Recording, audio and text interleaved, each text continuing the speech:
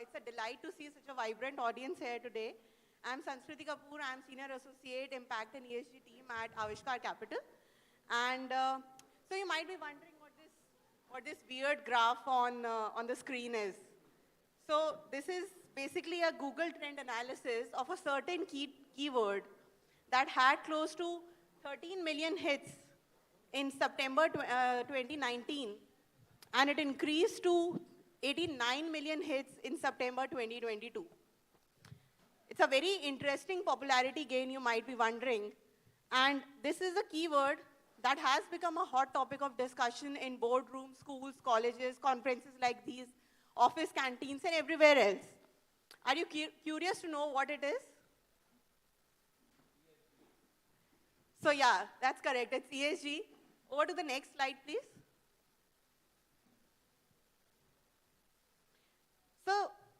So staying on Google Trends, if I narrow it down to finance professionals and how their Google search would look like, certain keywords like ESG integration, SFDR, TCFD, all the word soups that have been thrown to us by the regulators, governance, engagement, everything else would be one of the top hits, I'm sure. But is Google the right guide to learn more about ESG?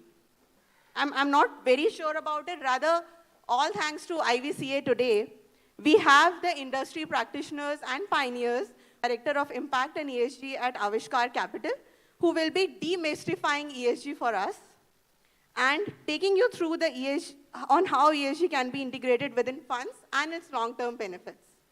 Followed by Ekta Ganotra, Associate, and Deepak Kumar, Executive from British International Investments, who will be deep diving on ESG integration and expectations from funds from an LP perspective. We look forward to an amazing 45 minutes of a learning experience with all four of you.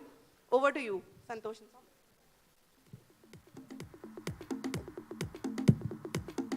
I think this is better. So good morning, everyone. As you see the graph on the screen, we have a task to demystify ESG in 45 minutes. And I think demystifying anything is challenging, but demystifying ESG in 45 minutes is even far more challenging. Why? Many of you in this room might be having finance degree, and you spent almost 2 to 3 years going through that whole course curriculum to get that degree. And what you learned about how to account finance, how to understand the processes, about a unit that is very well standardized.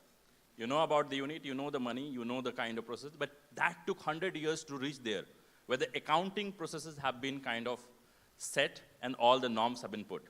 Now what we are talking about, there are so many units that they don't even have commonality that they can be measured in one way. So there's a difference of unit, there's a difference of opinion, there's a difference of objectives, there's a difference of 1,000 things. And we have a task to explain that and engage.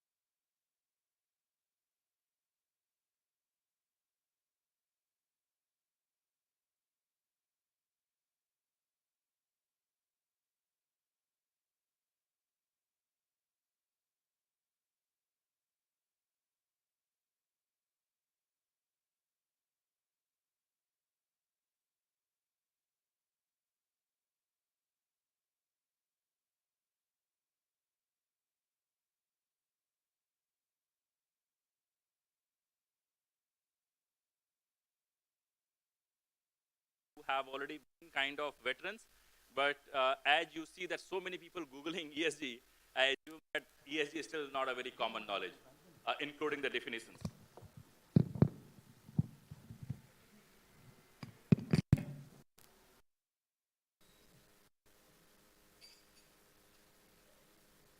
Bear with me, we are the testing ground for all the logistics for the, yeah.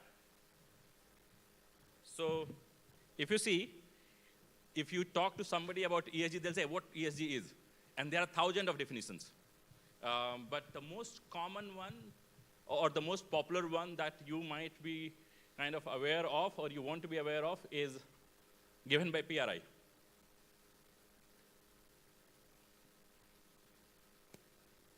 Is it working, or should I just rely on you moving the slides? So if you look at the screen, it basically said that inclusion of environmental, social, and governance issues in your analysis and investment decision. That's what the ESG is for this audience, but it also has many other connotations for different kind of a stakeholder. So what we are going to do that, we are going to dig deeper into that, but just to give you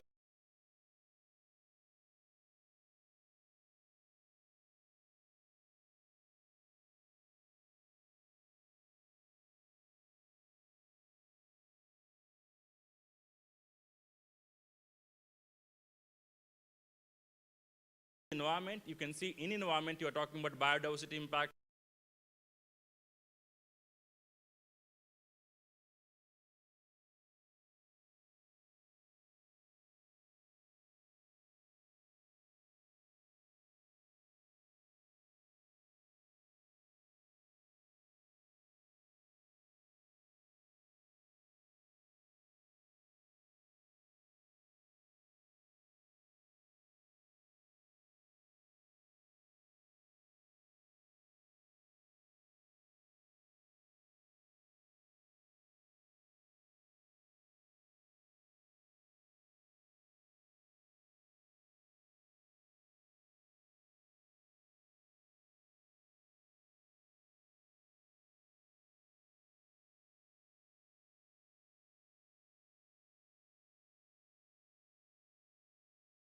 not mean. It's easier to understand what it does not mean than rather understanding what it means. So it does not mean that you exclude a sector, you do completely different thing because you are an ESG practitioner. What it means is that you are factoring in environmental, social, and governance issues in your investment and business analysis, primarily with a focus that you are mitigating long-term risk and creating value. ESG, in most classical sense, the way it is talked in the fund community, is how you mitigate long-term risk. Is there a framework to do that? And by mitigating long-term risk, you create value. And most of the investors in this room look for investing into early-stage businesses which are prone to have those kind of short-term value creation, compromising long-term impact. So how you can put a framework there? So what it means that you analyze financial and ESG information, you make investment decisions factoring those in so that your decisions are much more robust and gives you the objective and return that you're looking for. Next slide. Apologies for me being rushed, but just to give you one sense, if I ask a question that if you have to invest into a particular sector, what you will do? You will look at all the sectors ESG score, or you look at the events, and these frameworks try to kind of incorporate new things into those frameworks. An example of that would be this room. I think you might be aware of TCFD. The new one is coming up, which is TNFD. And there you can see that while you are struggling with your carbon footprint, you are going to have a biodiversity footprint coming soon. So these frameworks start looking at what are the new emerging, kind of issues which need to be factored in to minimize the risk or create value. So frameworks work at that level. Once the frameworks have been modified, they result into standards. How you need to report data on those parameters as a framework, suggestion. And once you have these reporting, then you can be rated. Because you have reported data on that, then you can be rated. There are lots of rating agencies rating you on ESG. Ratings are slightly challenging. Don't completely count on rating. What happens? There are 3 factors which are a summary of around 100 factors, and they all come down to one score. So one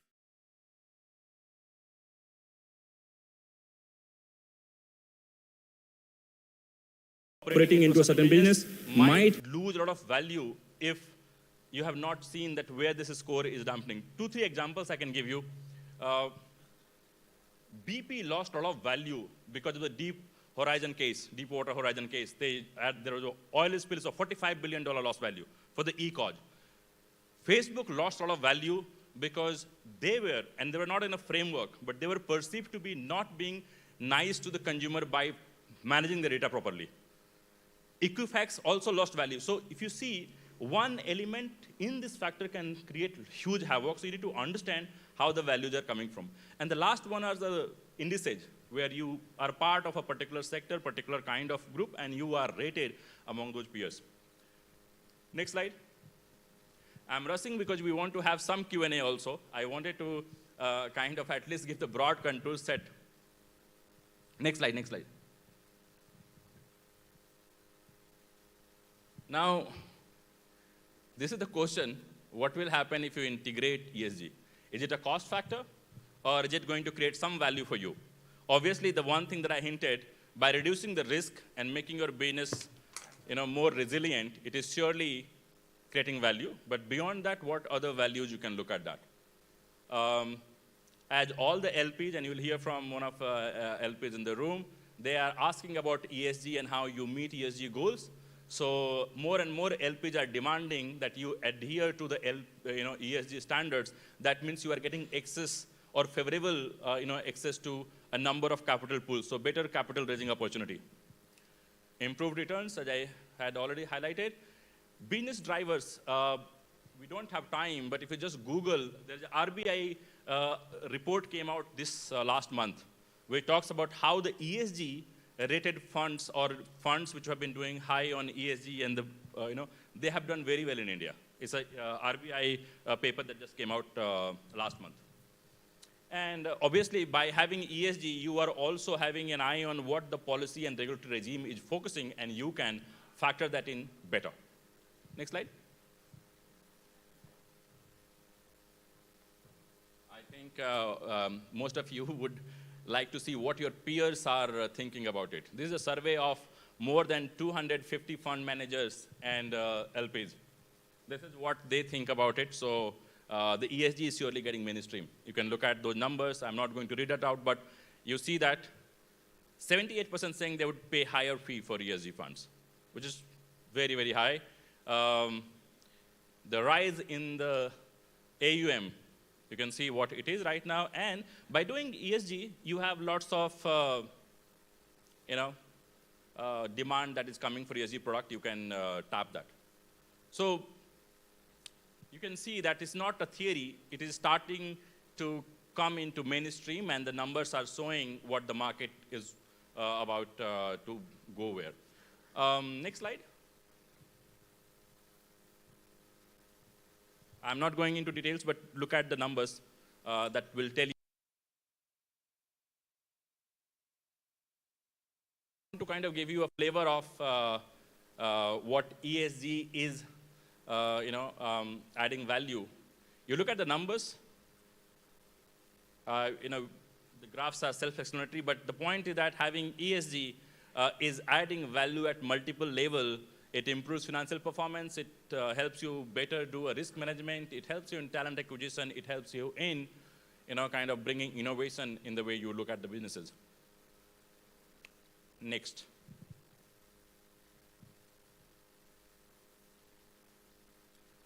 I think all of you have heard about the net zero goals, and the net zero is driving a huge amount of traction in the market because the firms are saying that you need to reduce your carbon footprint, and there's a value attached to that. So by having this ESG focus, you are also going to benefit from this increased focus on the net zero. A lot of countries have now coming up with regulation that is making mandatory for you to follow the ESG norms. So it is no longer kind of do good kind of thing. It is now required by law in many countries. And I'll show in that slide, but the required by law is driven by the country's commitment to their net zero. India is 2070, but if in many sectors, we have a far aggressive targets. Next slide. So this is the slide. If you are looking at multi-region, you can see that if you see India just announced business responsibility and sustainability report for top 1,000 listed companies. And these reports are looking at multiple parameters to be reported, so far voluntarily, but that gives you a gist at how they are moving. And BRSR includes all the parameters, not only carbon, your footprint of the products, your biodiversity, waste management, the way you treat water, everything is there in BRSR. And you will see that it is just a testing ground with 1,000 companies. It might reach out to all other stakeholders and be comprehensive there. And EU has been far ahead. US is looking at in a very different way. Larry Fink has been championing it, and in the recent interview with New York Times, he did mention that while he is not divesting from the fossil fuel sectors, but he is surely gung-ho about doing ESG more. So while there is accusation that ESG is slightly getting lower attention in his portfolio.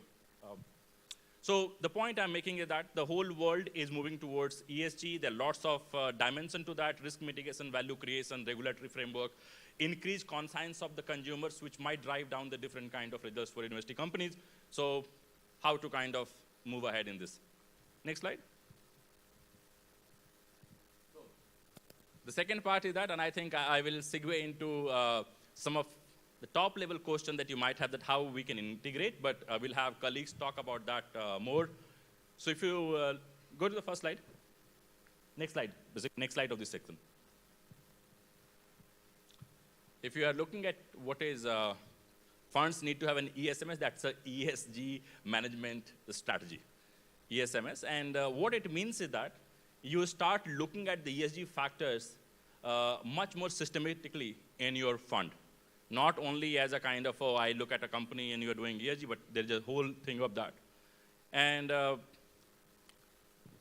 this, Sowmya will talk in detail, but the point here I'm trying to highlight is that you have, ESMS has multiple components. Not all the components you can have it one go, but some are going gradually, but these all components are critical in long run to have it in your ESG policy. What is that? First is that you need to understand the ESG properly so that you can communicate to your stakeholders. So a lot of people are focusing first on how I can communicate ESG reporting. That's the one.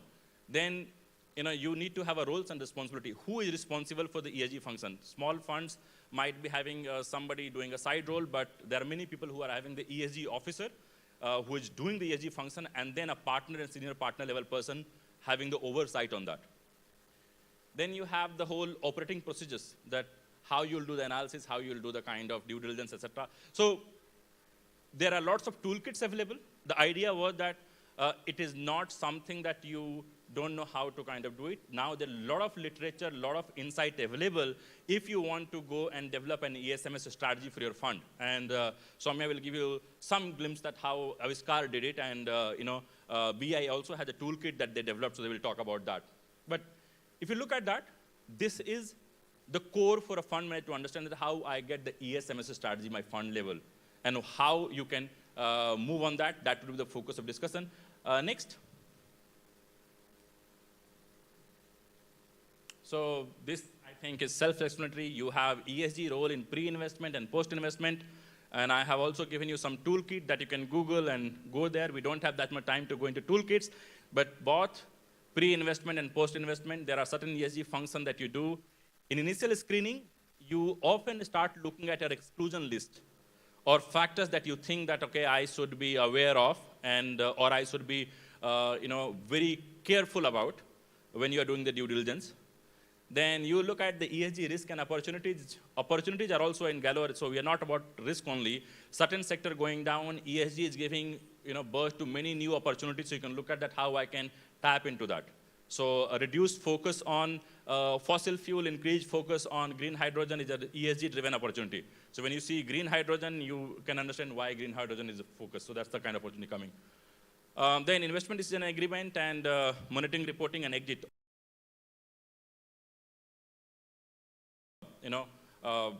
Clarity that in what part of my business cycle, investment cycle, what ESG role is played, and there are toolkits for that. These toolkits are just an example toolkit. There are multiple others, but we just want to give you that here are some basic toolkits to start with. Next slide. Now, when you want to kind of focus on ESG. So if you look at these slides,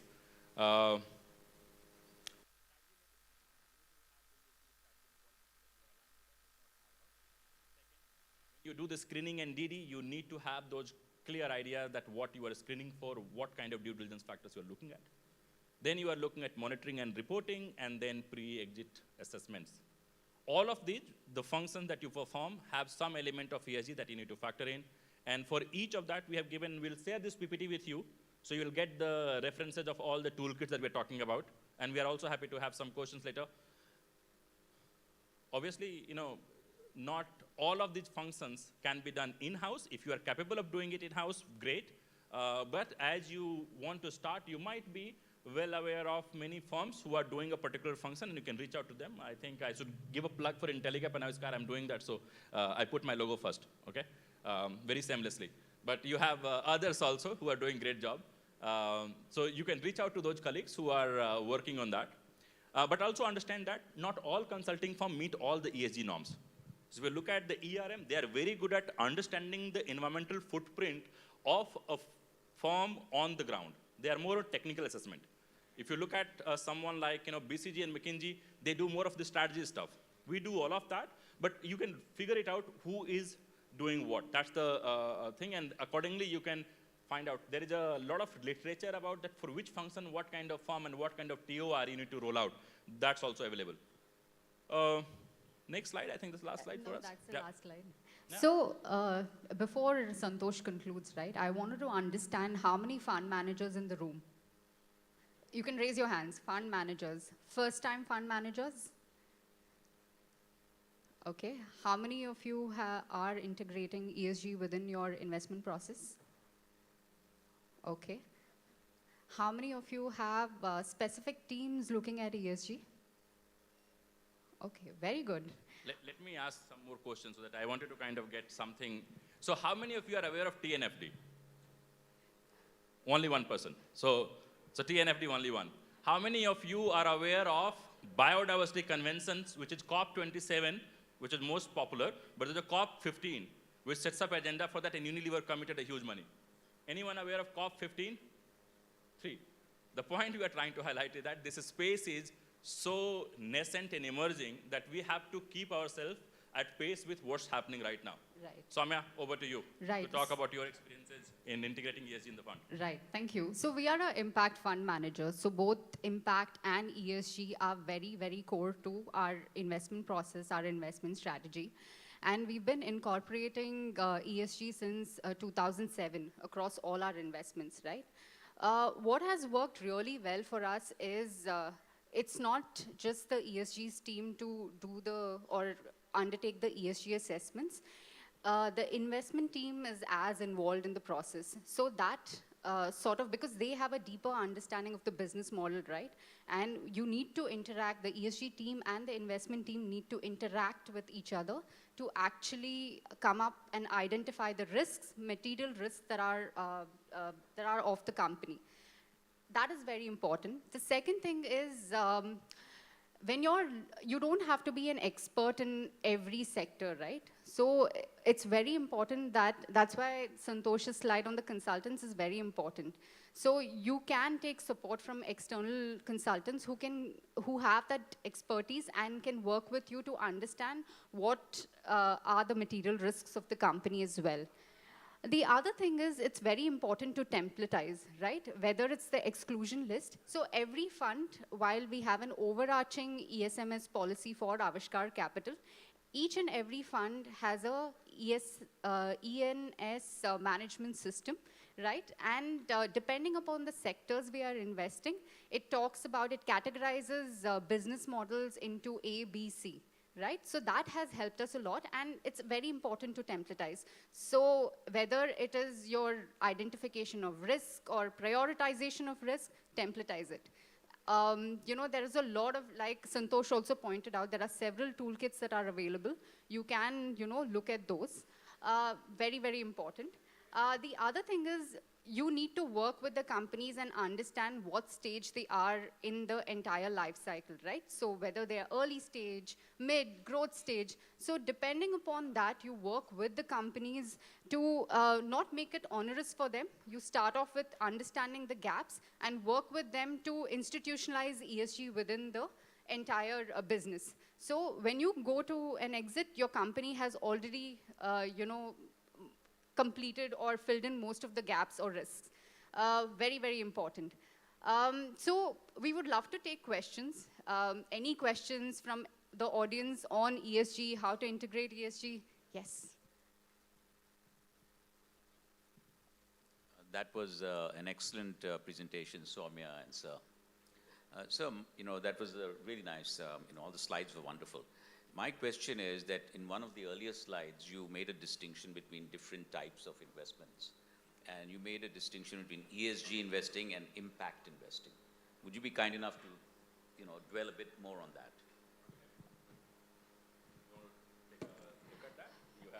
Yeah. So, like I think Santosh also mentioned, right? Impact is whether the business has intent to create impact, and it looks at impact outcomes, right? What are the outcomes? Is the product or services serving a specific segment? It is solving a complex social problem. So impact, when you look at impact, you need to look at the impact outcomes. Is it creating jobs, livelihoods? Is it creating access to essential services? When you're looking at ESG, you're looking at inward, right? You're looking at the business operations of the company. Where are the gaps? So a company can be producing the most, the best product for a low-income segment and offering the best service, but if the internal operations are polluting, your management is sketchy, they don't have board members in place, external board members, it's not going to create better impact outcomes. So that's how you look at both impact and ESG. An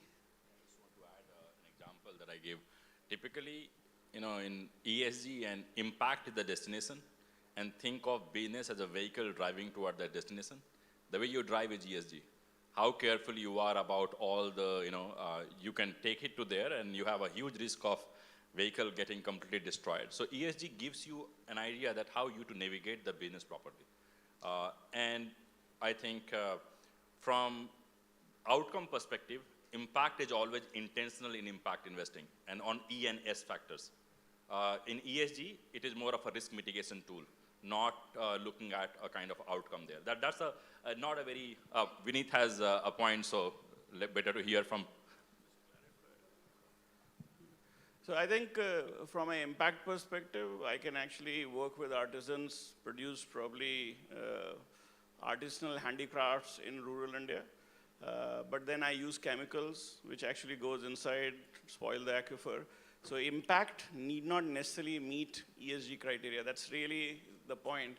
But it's a very intentional and a very deep and challenging activity that you do.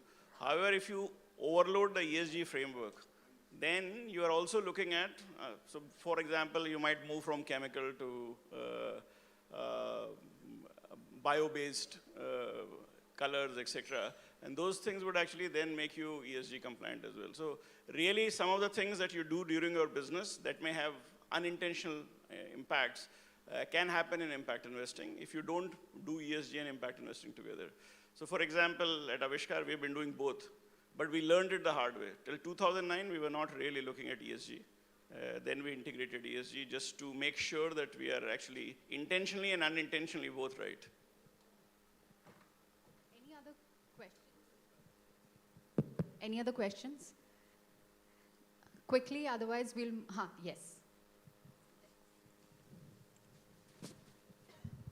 In your slide, you talked about value creation at exit, right? So are there some good examples in India where maybe an investment made few years back and how maybe GPs or the organizations have worked with the portfolio company and created value over time?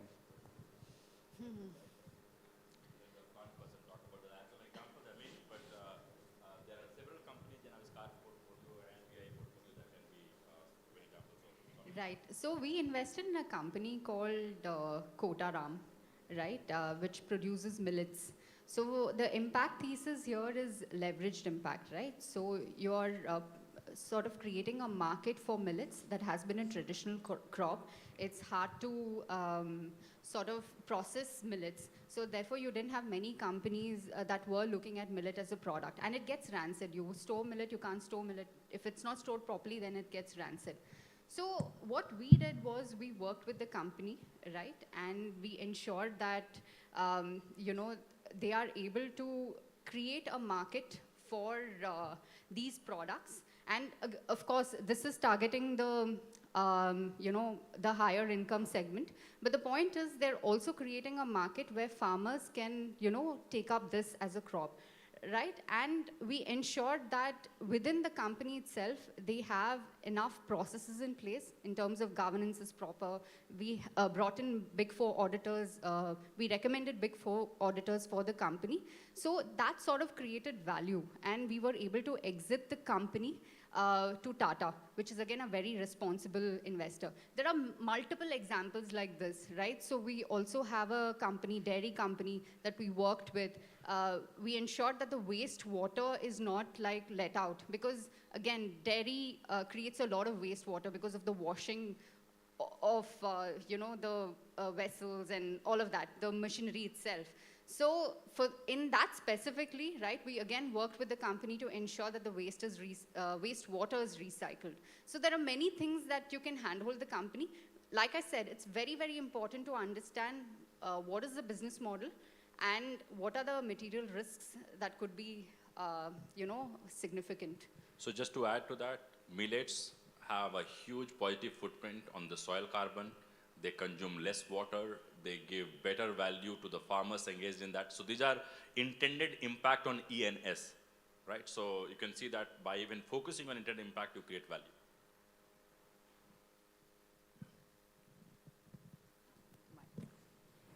Good morning. I'm Shantanu Surpre. I'm an attorney from Silicon Valley. I think your presentation was great. Just from the U.S. perspective, though, I would say it's kind of push and pull, because in the U.S. there's actually an anti-ESG lobby. I don't want to rain on your parade, but the states you mentioned, Louisiana, which was impacted by the BP oil disaster, actually pulled $800 million from the BlackRock ESG fund. Florida's done this. Missouri has done this. It's become a red state versus blue state thing, at least in the U.S. I would say, actually, India, I'm pleasantly surprised. I don't see an anti-ESG lobby in India, which is not there in the U.S. Any comments? Thank you. I think you gave the comment and answer both together. So Larry Fink has acknowledged this in as early as, in his earlier remarks, and as lately as 22nd November. So this was the one he did that. But just to give you the point, any sector that grows, go through these phases where people start looking at these kind of, debates and start, building their thesis in a more robustly. So you'll see lots of confusions, lots of concern about this thesis. But if you agree on that, in a long term, you need to create value, and a short term, kind of attraction cannot let you erode the long term value. That's what the ESG is. Nobody denies that part. It is how you go about it, that's the question. So I think India is lucky to have been a kind of on a journey where we are not talking about this anti-ESG sentiment yet. So why to focus on that right now? Okay. Yeah. Yeah. Bubble, because we don't have the pollution levels that you have here. Anytime I hear people in the U.S. say anti-ESG, it's like, go to Beijing, go to Delhi, and see the effects of pollution, and then you may change your mind.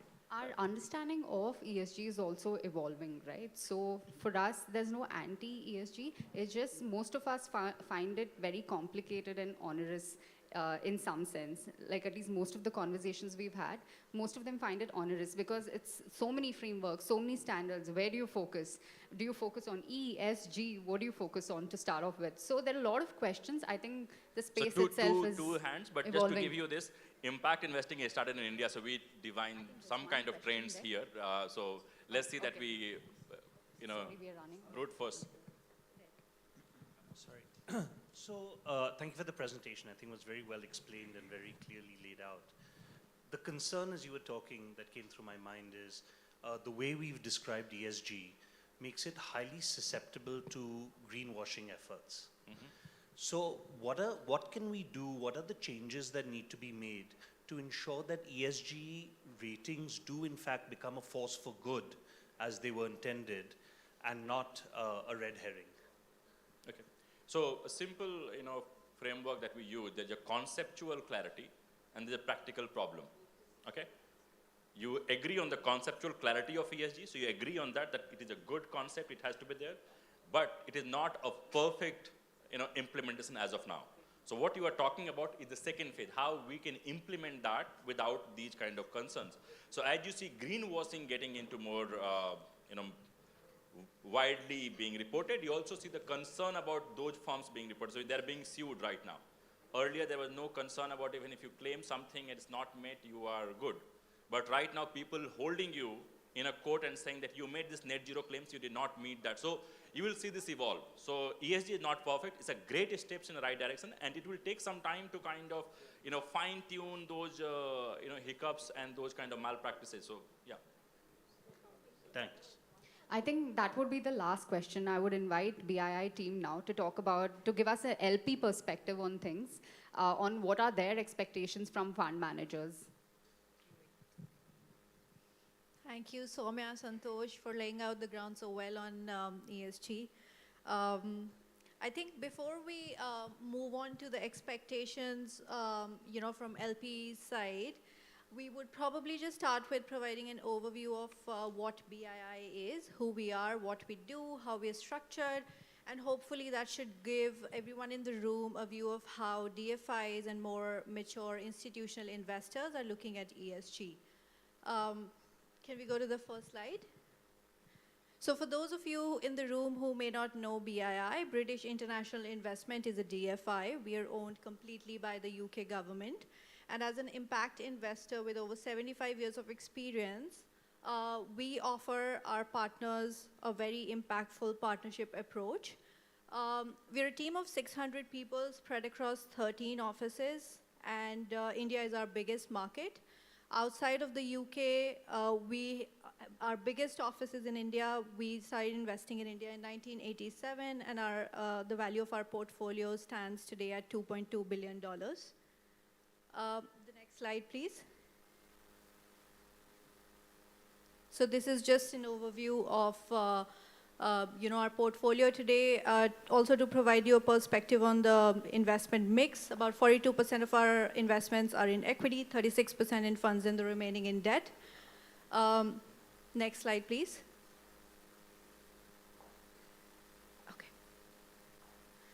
So just to talk about how the teams are structured at British International Investment, our investment or deal teams are split into two factions. One is commercial teams, and the other one is impact teams, which is also called ESG teams or responsible investing teams.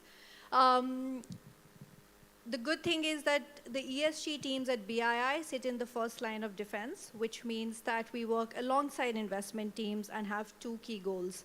The first goal is that we review the ESG risks in our transactions and our portfolio and make sure that they're assessed and mitigated. The second goal is that throughout our investment tenure, we work very closely with our investees and just help them develop strong ESG risk management frameworks. So it's not something that's a broad brush approach. We try and make sure that we're supporting our investees throughout the life cycle.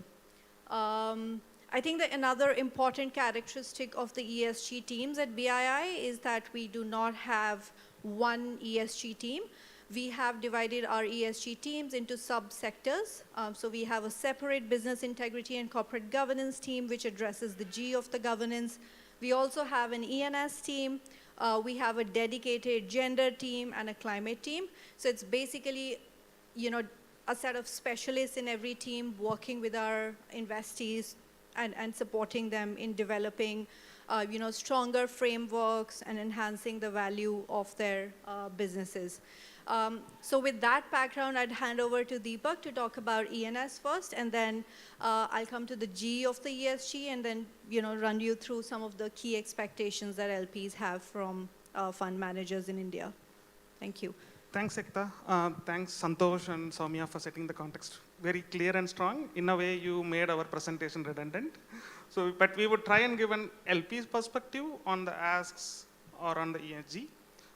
The next slide, as Ekta mentioned already, our ESG team, there are different set of sectoral expertise, different set of domain experts sit in this, which includes environment, social, domain, labor, climate, and it's keep growing. And from the day I'm seeing.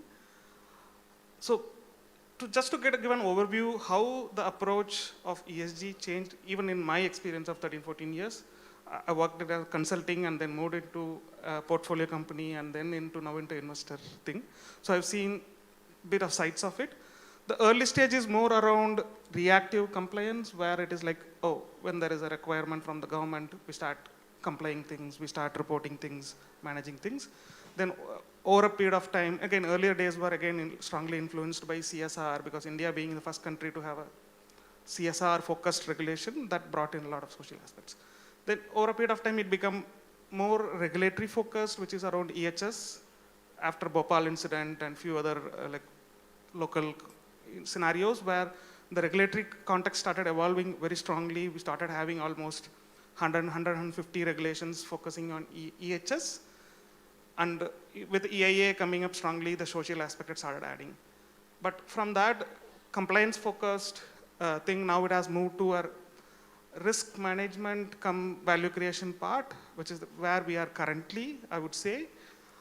Again, from the risk management, the whole ESG, I think, was structured, or was like when they defined the IFC performance standard, which drives the ESG, they were more focusing on risk mitigation, which the business exposed to where they naturally have it. The next slide. Can I just add here, Yep.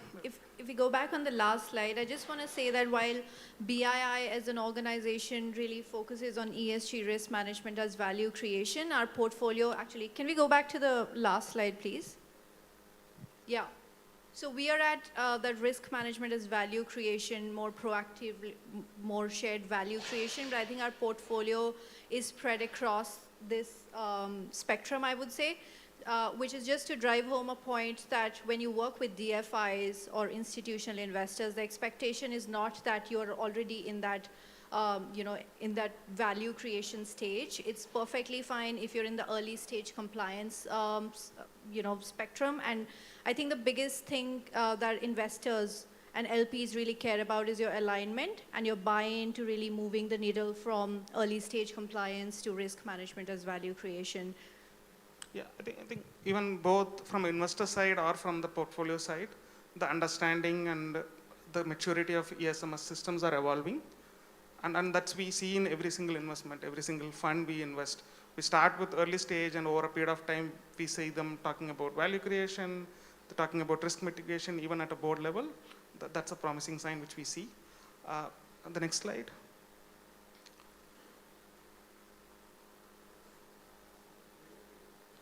Can you move to the next slide? Yeah. So this is the current state where we are, at least from our understanding. There are two prime focus. One is on the risk mitigation and the other is on the value creation. There is a very thin line where many of these things can be called like greenwashing. There is and parallelly, the regulatory requirements are evolving where they want to avoid greenwashing. Again, trickling from the European Union, from the US, where they're bringing in with a strong regulation to avoid greenwashing. So on the risk mitigation side, the prime is around reduce the risk which a business is exposed. There are a lot of set of risks, which is regulatory risk, environment risk, social risk. It varies with the kind of sector they're operating, the kind of companies they invest. But on the other side, with the like awareness happening, yeah. With awareness increasing, the other key aspect is every single corporate is forced to manage the social license to operate part, because with the community being so engaged with the business at the same time, when something goes wrong, it goes on the flip side. So the risk mitigation is more, risk mitigation and the social license to operate is the key part. There is an in-between, which is a flip, like the resource management, where we are looking into optimizing our operations. There is overlap between a risk mitigation part and also value creation part. In a way, if you optimize your resource consumption, it would help you run the business, it will help you optimize your cost. On the other side, it would help you improve your profits, you manage the resource, the natural resources which you rely on in a better way. Moving on the other side, where it is on the right-hand side, it is value creation. One, if you are managing your resources better way, you are better positioned in the market, you get a higher valuation, there's a brand loyalty created within your customer base, there is a strong reputation, like for example, ITC, be it Tata, as they've ingrained ESG into their process from the maybe 2 decades before itself, started ingraining. Now they are valued as best companies with a strong ESG focus. In the long run, again, it helps you optimizing your performance, cost savings and all. But yes, there is a thin line between the primary focus of where the ESG started is on risk mitigation. We manage our risks in a better way so that we are well prepared to see the worst days. On the other side, there could be some value adds which comes up parallelly. Deepak, yep. I'm so sorry to interrupt. I think Rajat, we have about how many? 1 minute. Okay. I'm so. Can we just continue after whatever you want to, I guess? Yeah, but I think we start. Yeah, we like wind off in 5 minutes quick. Not 5 minutes. They're saying 1 minute. Okay. So, yeah. Maybe you complete the slide and then you complete. Done. Maybe the next slide. Like maybe I can just jump into it. Again, this is how we expect GPs to integrate ESG in the entire investment cycle, which starts from the screening, then it gets into due diligence. Again, it depends on what kind of sector we are focusing, what kind of consultants you want to engage with when it comes to due diligence, and then get a well-structured ENS action plan and agreement. I think in our understanding and like practice, like our exposure, GPs are generally doing grade between 1 to 4. When it comes post-investment, how they're engaging, because most of their engagement stops with the ESAP, because once the ESAP is addressed, ESAP is something which we do it for a short-term basis based on our limited DD which we doing the investment. But after investment, obviously every business is expected to grow. Either they're exploring into a new region, they're moving into a new sector. In those scenarios, the risks will be different from what we have analyzed initially. So you guys have to engage regularly like with the company and then evolve the ESMS process over time. Yep. I'm so sorry. Huh? Sorry, we've just negotiated some time with them. So I'll just take 2 minutes. I think Deepak's been able to cover some bit of ENS, but I'm very conscious that I want this to be of use to everyone in the room. So can we just go to the second last slide, which is just to quickly run through the key messages on governance, on what the expectations are, because we haven't really come to that point, honestly. So the next slide after this. And I just want to leave everyone in the room with these 5 key messages. So the expectations from investors is, to be honest, these 5 things. That we move from a compliance tick box approach to a more dynamic risk assessment, which is to say that, gone are the days when you could do a simple KYC check on your incoming investor and a UBO analysis of your shareholder. I think the expectation now is that you demonstrate that you've understood the risks in your portfolio and the companies you're investing in, and you're taking a more risk-based approach to understanding those. So an example of this would be that you don't, even if you're doing like your KYC on incoming investors, if you have a PEP exposure, you really ask yourself questions on what is the source of funds, how are you going to mitigate this during your investment life cycle, have a more dynamic approach to risk assessment. The second point is proportionate BI management systems, which is something that Aavishkaar alluded to, that the biggest myth in the minds of first-time fund managers is that DFI's requirements are onerous. Actually, it's not. DFIs and investors and LPs just want to see that you have a risk management system and that it works well for you. So nobody is interested in seeing dossiers and dossiers of procedures and policies and SOPs. You just need to communicate and demonstrate that it's working for you. And I could have gone through examples to really better land this, but we're just going to run through this very quickly. The third thing is risk-based approach to due diligence and portfolio monitoring, which is a marked shift from how things were being done 5 years back, which is that investors came, and as long as you had basic processes in place, everybody was happy and went back to doing investments. I think the expectation now is, because we've seen that the biggest issues lie actually in portfolio, and that the regulatory risks and the reputational losses have mostly happened in the portfolio. So now the expectation is that you demonstrate to your investors that you understand the integrity risks in your portfolio. So if you're a tech fund, we wouldn't expect you to look at the traditional integrity risks, but you should be able to articulate risks related to tech companies, which is AI, biases, data privacy, and confidentiality. And your approach to actually understanding how you're going to monitor this through the investment cycle. So are you going to do any tech DDs? Are you going to do audits at a regular interval? Are you going to work with consultants because you don't have expertise in this sector? Are you going to train the board of your investee company to really understand the AI issues well?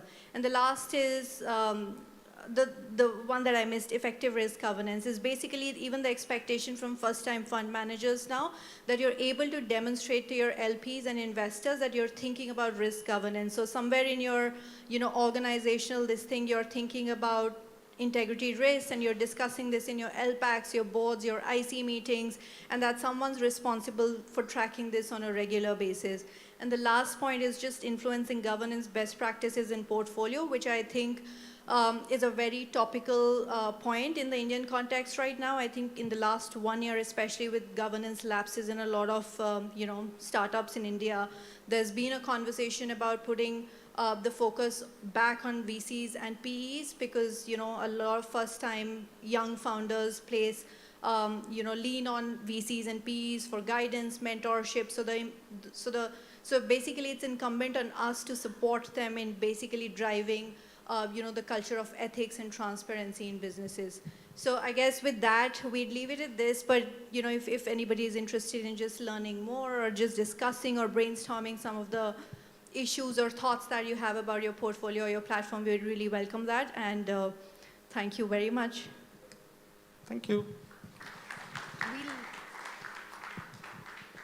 Yeah, you guys, you want a picture, then you can. That's okay. I think your team wanted one. Okay. Can you have my sounds good. Why don't? Thanks to the Aavishkaar team and the BII team for sharing these insights with us.